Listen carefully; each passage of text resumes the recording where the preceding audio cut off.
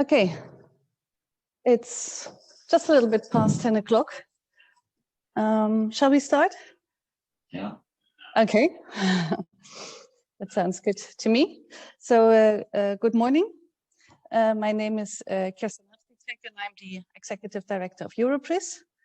And I would like to warmly welcome to our morning workshop of the European Prison Regime Forum under the title, The Role of Sports in Reintegration and Improved Employability. Europris organizes the European Prison Regime Forum since 2016, when it took place in Sofia. Then we had another edition in 2017 in Rome. And in 2018 was actually the last time that it was live. It was here in The Hague, where we are based. And at that time, we decided we would like to have the Prison Regime Forum biannually. So the next one was planned for November 2020 in Helsinki. But of course, as we all know, unfortunately, this had to be cancelled due to COVID. We were still optimistic at this time, planning it to take place in Helsinki in spring 2021, which is now, and unfortunately, the situation is still the same. So now the next plan to have the live forum is 2022. And I hope by then we will all be back to more or less normal, at least. But there's a big gap, so then between 2018 and 2022, and at least we wanted to do something to fill this gap and to organize this webinar now, today. EPRF, the European Prison Regime Forum, the focus has been mainly on work in prison and vocational training, with a specific attention also to reintegration and chances for employment after release. But as we know, regime in prison means much more than work and vocational training. And for this webinar or this workshop this morning, therefore, we wanted to choose a different focus and also a focus on one thing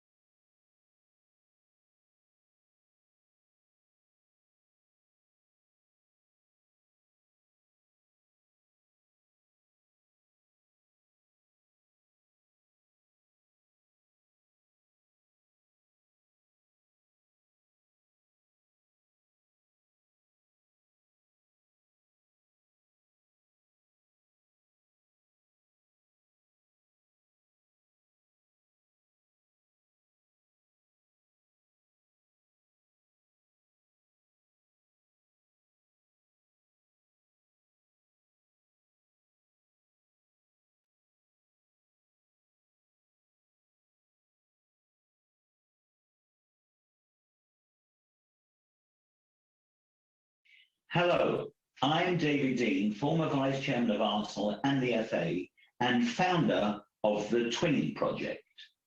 I would personally like to thank you for the opportunity to present here today at the European Prison Regime Forum, and for allowing me to wear a suit for the first time in about a year. The Twinning Project is a partnership. Anton, we can't see the movie. It's not playing. That is Her Majesty's Prisoner Probation Service.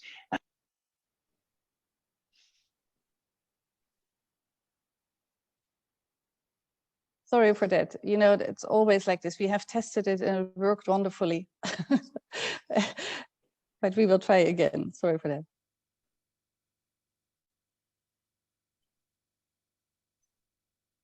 And now we have no sound. So there's an improvement, but we are not finished yet.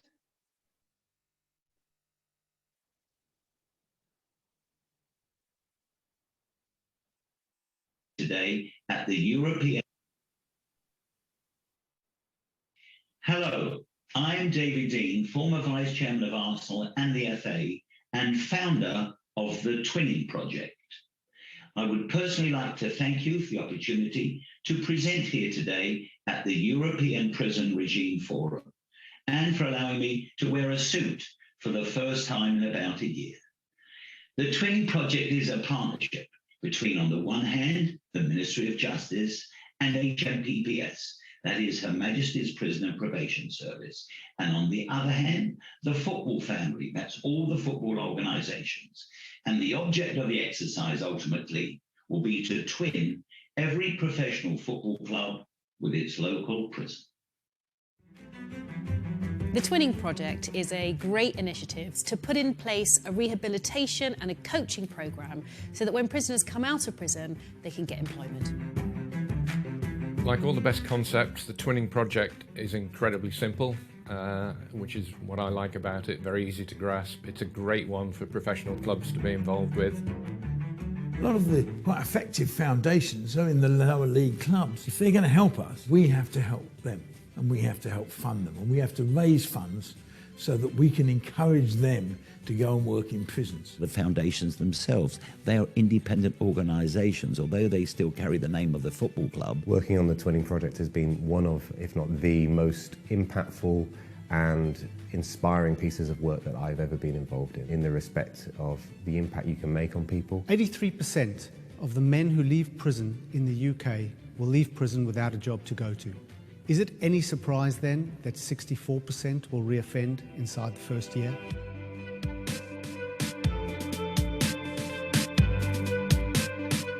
We have a lot of people in prison who, when they come out, are likely to end up back in prison. And actually the figures show that their kids are likely to end up in prison as well. So someone has got to do something to help these people to get jobs. One of the main challenges we face with interventions in custody is actually proving what works and why. Here we have an opportunity to look at the positives of group commitment to a football club, how law-abiding values can be transmitted through football identity.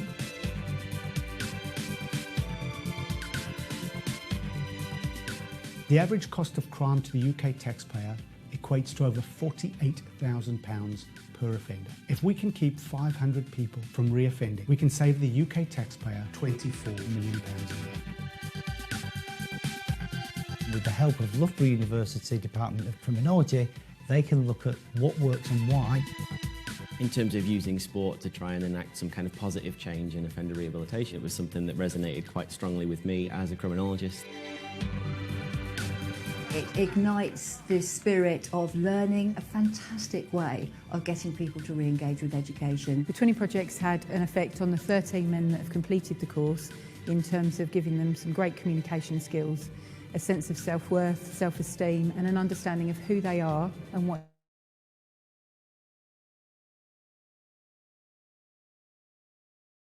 going from it. How it makes you feel and how the group bonding you have at the end of it. These opportunities shows that the communities around them, communities trying to help them and lift them so they're not alone and hopefully they can stay out of it. The reoffending statistics are incredibly high. There's a huge cost to society, and I think football could hold the key to them unlocking their potential and making sure that they don't return to custody.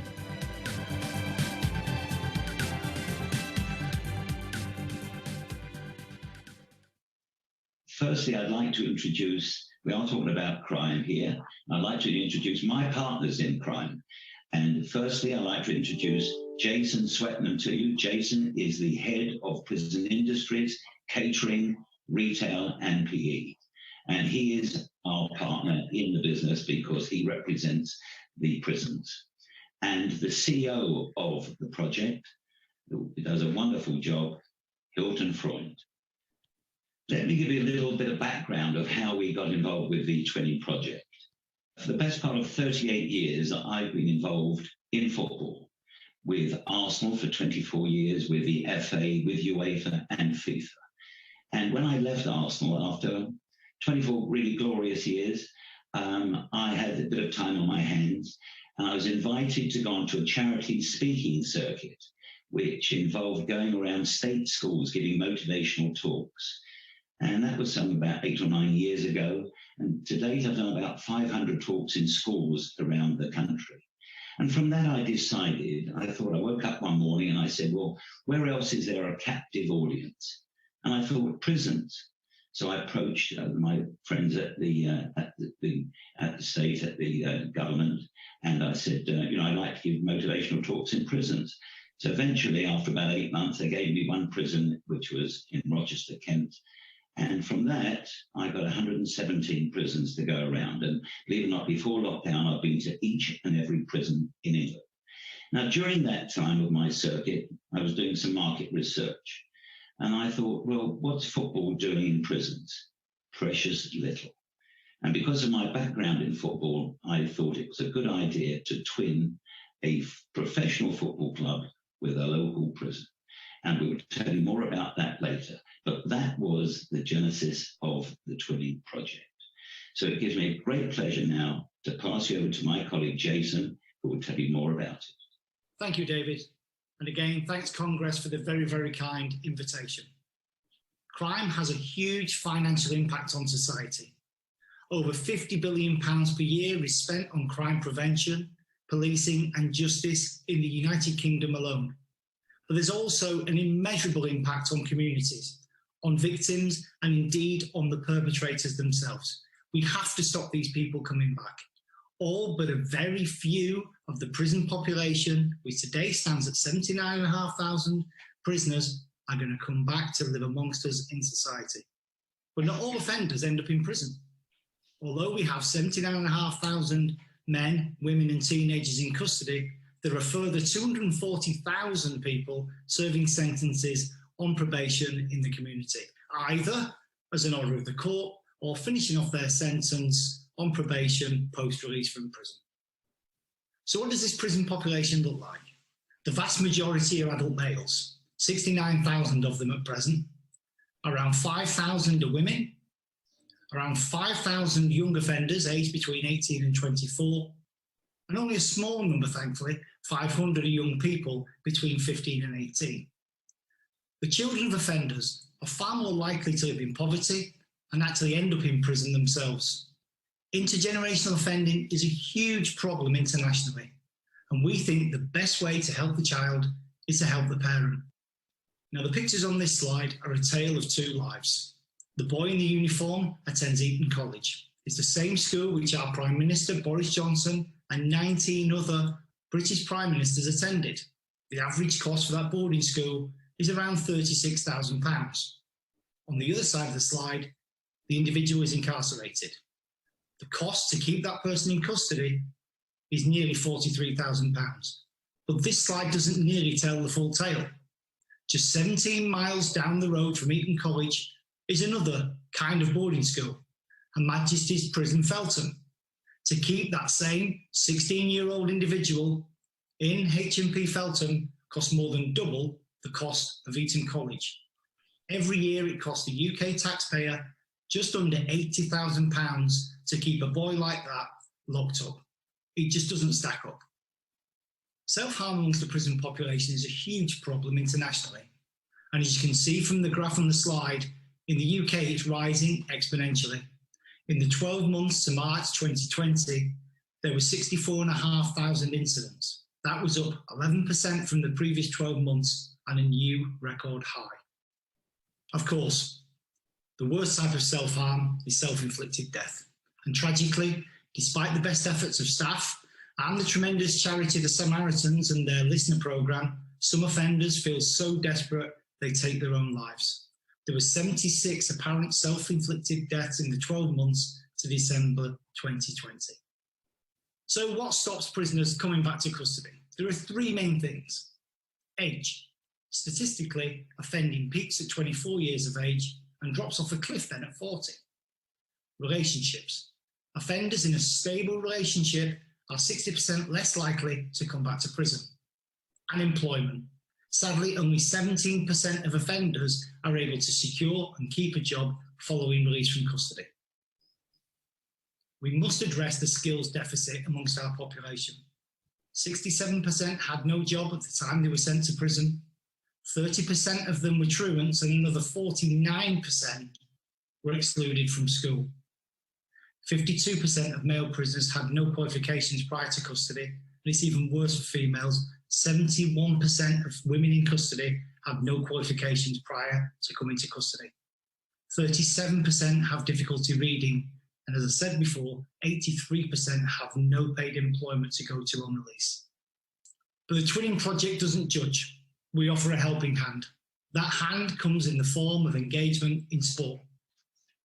Many prisoners don't engage in the programmes that are offered them in custody. And we take this quote on the screen in front of you really, really seriously. They're so disenfranchised from society that the only thing they know is to fight. We know sport can help change that and help them see their potential. So what does the Twinning Project do? Well, it is it's a partnership between football and the prisons. Our operation, what we want to do is to secure and facilitate a robust relationship between football clubs and the prison. We want to upskill and educate the offenders while in custody, but above all else, we want to reduce reoffending and save lives. When an offender comes out of prison, they can turn right or left. They're at the crossroads. We want to make sure they make the right decision and don't come back in again. The statistics are quite startling and shocking. No less than 64% of the offenders, when they come out of prison, will reoffend within the first year. It's like a hamster on the wheel. They come in, they serve 1, 3, 5, 7 years. Within 1 year, within the first year, 64% come back inside again. And young offenders, nearly 42% come back inside. We want to reverse that trend. Well, the maths are quite simple. You don't have to be a rocket scientist to understand these figures. If we can get 10 offenders not to reoffend in the first year, the taxpayer will save £420,000, over $500,000. If we get 20 not to reoffend in the first year, the taxpayer will save £840,000. That's well over $1 million. That is worth fighting for. So the Twinning Project is a pure partnership. On the one hand, we have HMPPS, which is Her Majesty's Prison and Probation Service. And on the other, what I call the football family. We have the FA, the Premier League, the Football League, the League Managers Association, the Professional Footballers Association, and all the referees and their assistants. So it is a partnership between the football family and the prisons.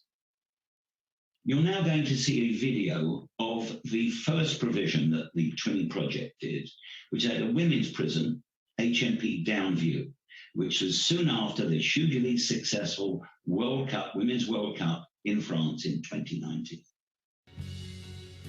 The Twinning Project is an amazing partnership set up by David Dein, which brings football into prisons, helping harness the power of sport to give offenders the chance to learn leadership skills, motivate themselves, get physical exercise to help turn their lives around. It's all about getting professional football clubs to twin with their local prison. with a view to putting on coaching courses, referees courses, stewarding courses, with the idea of getting employment at the end of it. I think it's something really positive for them to engage with. It's something that brings a buzz to the place and also makes women here feel invested in. The fact that Arsenal are willing to engage with us and work with them is fantastic. This project can benefit in so many ways. It's showing team skills, communication, what they're learning today, and giving them discipline. And that's what sport gives you. So many life skills are transferable. This project has a huge opportunity to help develop the confidence of the women involved. Every single person who are taking part on the project will have the opportunity to take accountability and responsibility for themselves, to really think about how they can personally develop, which in the long term hopefully will help them when they're released from here to go and find a job and restart their life. It gives me great pleasure now to hand over to my colleague Hilton, who is the CEO of the Twinning Project, and he will tell you of the progress that we have made since inception. When we launched the Twinning Project in October 2018, we set ourselves what we thought was a conservative target. We wanted 20 of the country's professional football teams to align themselves with their local prison. As of today, we have over 63 of the 92 professional football clubs in England and Wales signifying desire and intent to deliver Twinning Project provision. Of those 63 clubs, 19 are representatives of the Premier League. We're living in troubled times, and like most of you, the United Kingdom has suffered from a series of lockdowns over the last year. Prior to our first lockdown, which began in early March 2020, 30 of the 63 clubs associated with the Twinning Project had already delivered their first provision, which we deemed to be a huge success. Meetings are currently ongoing with all the clubs, and it is really our belief that within the next few months, we will have all 92 clubs from the professional leagues here in England and Wales represented by the Twinning Project. Where we have been unable to twin a local football club with its local prison, we're working with the Football Association and the referees teams at the FA to deliver referees courses into those prisons where a football club is not currently represented. Of paramount importance to the Twinning Project is a local club, local prison relationships. Prisons need to have a close geographic proximity to the football club in order for the project to really work well. The nature of our provision is such that it supports delivery into local communities and keeps local communities safe. A local prison, local club relationship will also enhance the ability of the club to be able to support the individual upon release. What we also don't want are football clubs cannibalizing each other's work. It's no point in a club from South England operating in a prison in North England. It's vitally important that everything we do at the Twinning Project is consolidated, coordinated, efficient, and measurable. Football providing employability and educational opportunities into the custodial setting is not new. But what the Twinning Project has done has brought about an efficient, managed, measured, and well reported on project, never yet seen before anywhere in the world. Everybody loves football, and with no disrespect to the magnificent charities out there doing wonderful work in the custodial setting, football gets levels of engagement unlike any kind of provision. It dramatically improves physical and mental health, and we're seeing severely disengaged individuals who don't usually engage with opportunities that are offered to them whilst in prison, engaging with the Twinning Project. When representatives from our clubs turn up in their club tracksuits, we see huge levels of engagement. If we're working in HMP Birmingham, we see members of both the Aston Villa and Birmingham City support bases joining our Twinning Project provisions and working together in order to improve their individual opportunities. What we do know is that literacy and numeracy is a huge challenge for those in prison. I think Jason touched on it earlier when he looked at the skills deficit. Those serving sentences have a general reluctance to engage in education, but a huge enthusiasm to work within a football environment. And what we are seeing is that where there are literacy and numeracy challenges, football can make a difference. I'm delighted to announce that 63 professional football clubs have been twinned with their local prison. The following slide represents the Premier League clubs that have twinned with their prison. The Premier League is arguably one of the most celebrated leagues in the world. The best football teams in the world play in the Premier League, and the world's finest footballers ply their trade in the Premier League. What a lot of people don't know is that each of these football clubs have an associated charitable foundation, and it's the Twinning Project that works closely with these foundations. I couldn't be happier to announce that 19 of the 20 Premier League clubs are currently aligned and signifying desire and intent to work in their local prison. There are, of course, a further 72 professional football clubs operating within England and Wales. And it's a great pleasure to be working alongside many of these too, who don't have the fiscal ability or financial resource to be able to work inside their local prison without the support of the Twinning Project. It was very important when determining what to deliver from an educational perspective that we came up with a course and a provision that was consistent across the entire criminal justice system. There'd been challenges in delivering FA Level 1 coaching qualifications because of the lack of internet and online availability within prisons. We approached the Football Association and the head of grassroots football development at the FA. And together with the Twinning Project, we developed a bespoke 35 guided learning hours modular course that can be delivered into the prisons. Graduates will receive a full Level 1 FA coaching qualification in much the same way someone undertaking this course would, were they to do this course in the community.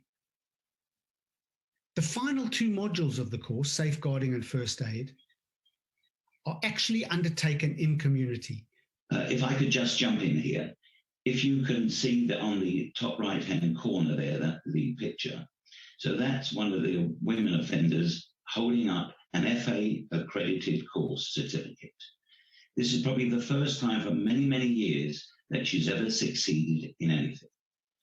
And the Arsenal coach, as you can see, who is next to her, he said to me afterwards, "This is the most rewarding piece of work I've ever done in my life." And the offender, I had to be standing next to her afterwards, and I said, "Did you enjoy the course?" She said to me, "This is the first time in months that I have smiled." You can't buy that. Sorry, Hilton, back to you. Thank you, David. Yes, I think we all agree that what we're doing is changing lives and putting smiles on faces.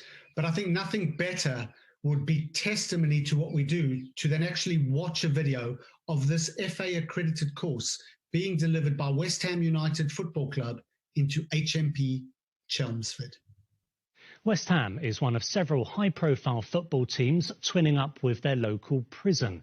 It's a project to help prisoners rehabilitate and potentially find them work after they're released.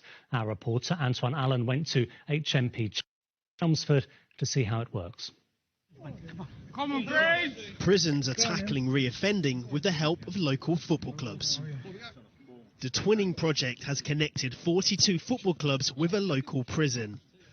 Football's values of teamwork and leadership are used to rehabilitate prisoners and provide them with a coaching qualification. West Ham United have been coaching HMP Chelmsford prisoners. So Tyler, why is a scheme like this important? It teaches us different things in jail. Obviously we learn a lot from the game of football. We learn a lot of discipline and things like that. Doing this new scheme gives me more chance of progressing outside. The project is the brainchild of former Arsenal Vice Chairman David Dein. He told me its goal is rehabilitation, not a reward for bad behaviour. I believe that going to prison is the punishment, where they certainly lose their job, they lose their liberty, they lose their self-respect. And prison really should be for rehabilitation, where we want the light bulb moment. How do we rehabilitate somebody to get them a better life? So David, when it came to a scheme like this, what inspires you? Well, I had the good fortune, I suppose, to be going around all the prisons in England and seeing what goes on inside the prisons. And now there's 114 prisons. I've given what I like to think of motivational talks in all of them. And I conducted a market survey, and I thought, well, football is not doing enough in prisons. And I came up with the idea, the concept of why don't we twin a football club with its local prison? And I thought, what about putting on football coaching courses, referees courses, stewarding courses? West Ham's Mikel Antonio believes in the benefits of the project. Criminals normally feel like they're alone and no one wants to help them, so once they're in here, you're giving them opportunities to help them and show that the community is supporting them. They might feel the need to not come back in and just want to stay out. I asked them the question saying, what are you going to do when you leave here? They said not come back. Only 17% of offenders enter the workplace upon release. 63.8% of adults reoffend within 12 months. Although the Twinning Project does not guarantee work, it aims to provide prisoners with the qualifications, skills and support to better prepare them for staying out of prison for good. We're very fortunate to be working with the Football Association and with a team of very skilled referee educators. We shouldn't take for granted that being referee requires a number of very important skills. Things like timekeeping, a respect for the rules, remaining calm under pressure, efficient decision-making, and let's not forget, dispute resolution. Those serving custodial sentences often don't have these skills. And when we deliver referee skills into prisons across the country, it's the first time that some of these offenders are actually given the opportunity to learn about these skills.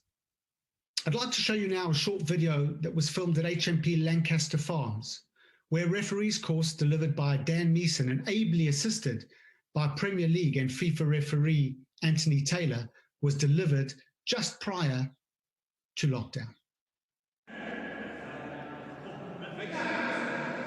This is so much more than just giving these guys on the course a qualification in refereeing. We talk about the softer skills that refereeing gives you that are transferable to any other walk of life. At the Twinning Project, we believe there is an opportunity to work with these individuals whilst they're in custody, to upskill them, to educate them, to provide them with basic life skills that will help them upon release.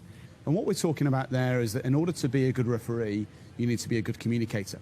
You need to be turning up on time. You need to be able to diffuse conflict. You need to be a good timekeeper. You need to present yourself clean, smart, tidy and professional. So there's so much that the guys would have taken out of the course that whether they pursue a career or a vocation in refereeing or not, it's given them so much more than just being able to referee a football match, hopefully. The people skills, yeah, because before I did this, I didn't not really bothered about some of the aspects of it, but knowing what they go through and how they've got to adapt and manage it and be calm all the time instead of just blowing off their head. So I definitely took that one. For me, it's having that sense of purpose, that sense of worth. And one or two of the guys have been telling me that they can't wait to their next round of visiting from their wives, their partners, their friends, their brothers, sons, daughters, to be able to say, look what I've been doing during my time in prison. It's about upskilling people, giving them the skill set to deal with the challenges that they might face, whether that be in prison or outside prison. A lot of challenges that people have in terms of their education or their actual management skills of people is they don't know how to communicate effectively sometimes. They've never been given advice on how to deal with conflict. And so the skills that we can teach them as part of the refereeing course contributes to that. Obviously, decision making is a real key aspect of the refereeing course, and that certainly transfers to the outside world.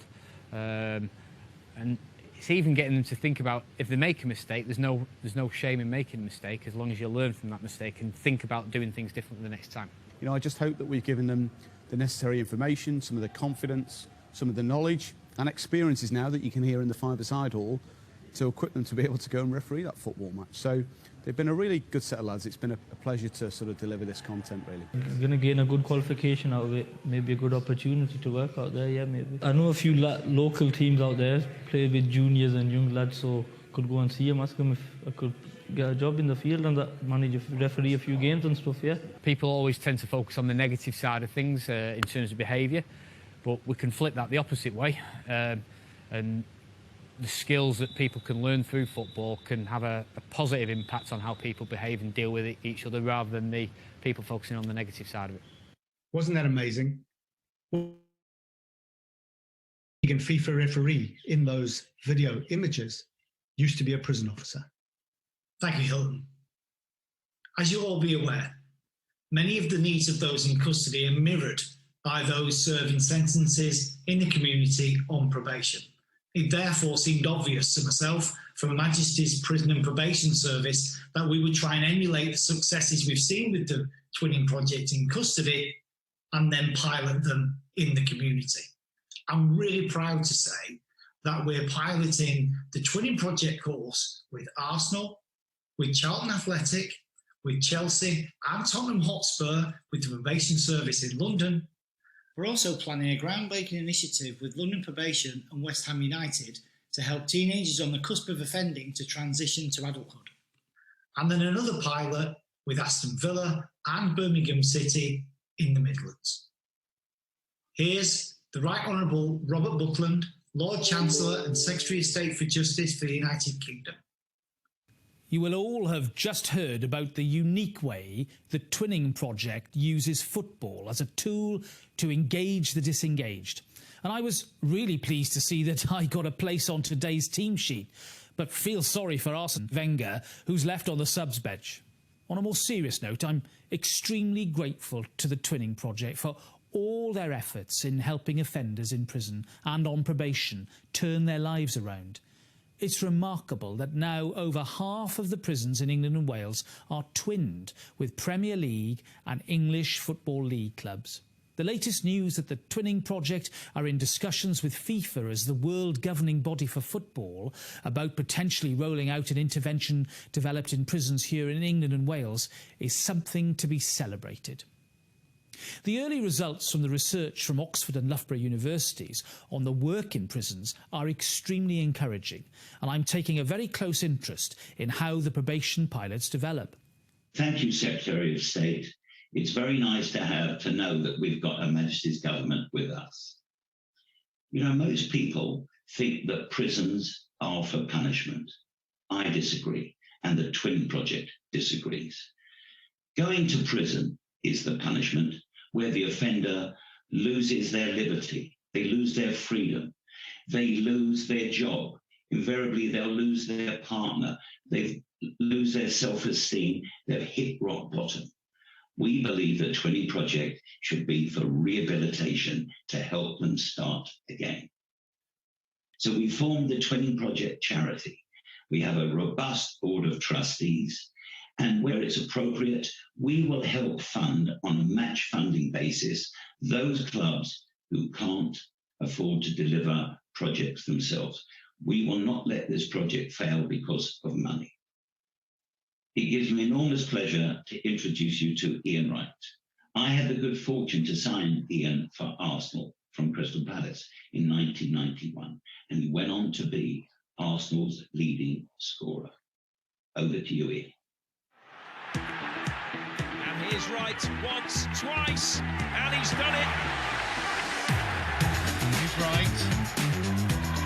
And it's a goal!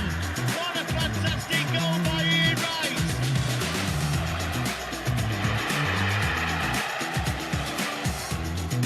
Gets a shot in! Ian Wright! Hi, I'm Ian Wright, and that was me scoring a few goals when I played for Arsenal. I was fortunate to play for one of the greatest managers of all time in Arsene Wenger, and alongside football legends such as Dennis Bergkamp and World Cup winners Patrick Vieira and Emmanuel Petit. My career saw me win multiple individual and team honours, but things could have been very different. As a 21-year-old man, I was arrested for minor driving offences and sent to HMP Chelmsford. I would have been one of the young men you saw earlier in the video from Chelmsford. It was a defining moment in my life. Football has the power to change lives. It was my love of football that gave me the determination and the willpower to change the course of my life. You've heard from Mr. David Dein there, Jason and Hilton, on how the Twinning Project engages people who can often be disengaged and feel unloved. It gives people hope and opportunity, and that is why I am a proud trustee of this great charity. All my life I've tried to assemble a winning team, and I believe the Twinning Project has got a winning team. And I'd like to thank my colleagues, Jason and Hilton, for all their work in developing the Twinning Project to where we are today. And I hope you've all enjoyed it. Thank you so much. Thank you very much, and we have definitely enjoyed it. At least I did, and I hope the participants did as well. It's impressive. So let me start by congratulating you on this achievement within this really short time period, if you can say, starting at the end of 2018. Very, very impressive and very positive. We don't have much time for questions, but just one short question that also came up in my mind is that there must be so much interest with prisoners to join this Twinning Project, to be part of it. And that one participant was also wondering, like, how do you select it? Is there good behavior, specific skills requested? Jason, what would you respond to that? Yeah, so the Twinning Project, the whole point of it is to engage the disengaged. So we really want to work with people to try and encourage them to take advantages of the offers which are in prisons. We don't work with offenders on the Twinning Project who've either previously convicted or currently convicted of an offence of a sexual or a terrorist nature. And that's because of the clubs themselves don't wish to engage with them. You know, of course, we want to help change those people as well from the prison's perspective and the probation's perspective. But a short answer to the question is we'll work with everybody. The key thing is, because it's so popular, everybody wants to work with Manchester City or Liverpool or Everton or Aston Villa. So there's a huge waiting list, as you might expect. And when we reintroduce the Twinning Project after this lockdown over the next few weeks and months, I already know we've got huge waiting lists from prisoners in the 60-odd prisons up and down the country. Yes, I can very well imagine that this is the case. The numbers you were presenting on reoffending, on costs, on unemployment, etc., all these numbers were extremely impressive. There was one bit, let's say, critical comment from one of the participants who says the savings that you say that are achieved with each prisoner that is not reoffending are maybe a little bit too optimistic, because one prisoner less doesn't exactly mean that there are savings achieved, because the savings only come when the prison is closed. How would you like to respond to that? Yeah, so I joined the prison service nearly 30 years ago with a mission to make myself redundant. We want to learn from other colleagues across Europe who have been able to close prisons. We appear to be on a one-way track to actually building them and opening new prisons, which is crazy. As I said before, it's throwing money down the drain. So my learned colleague was right to ask the question, actually, how do you realise those savings? The best way is to close prisons. If you look at the wider impact of crime, though, £50 billion per year, what we've got to consider are the victims.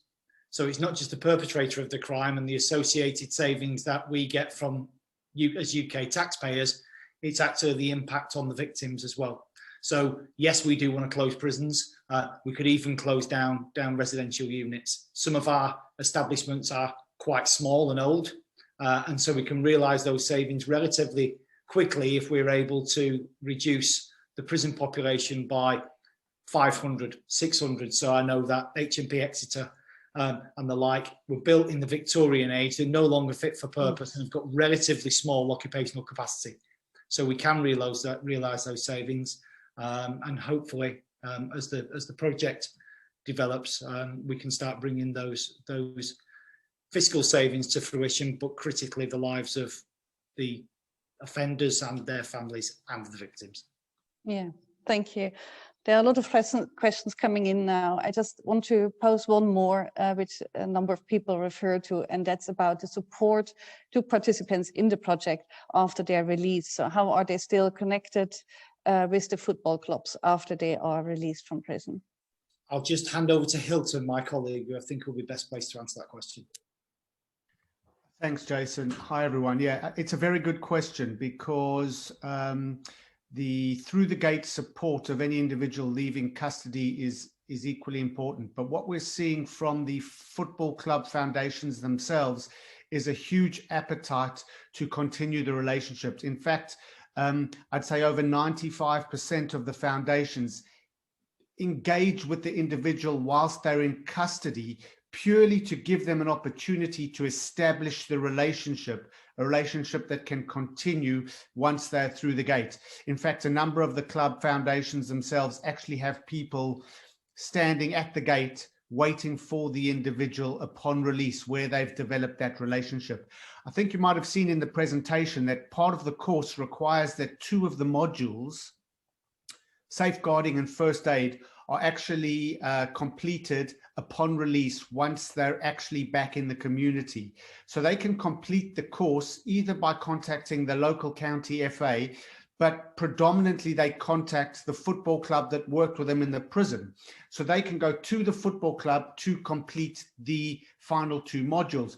What that does, again, is give the football club the opportunity to re-engage with the individual, and they are now best placed to identify further pathways and signposting and potentially identify wraparound services that this individual might be able to benefit from. But the support upon release is very much a part of the program.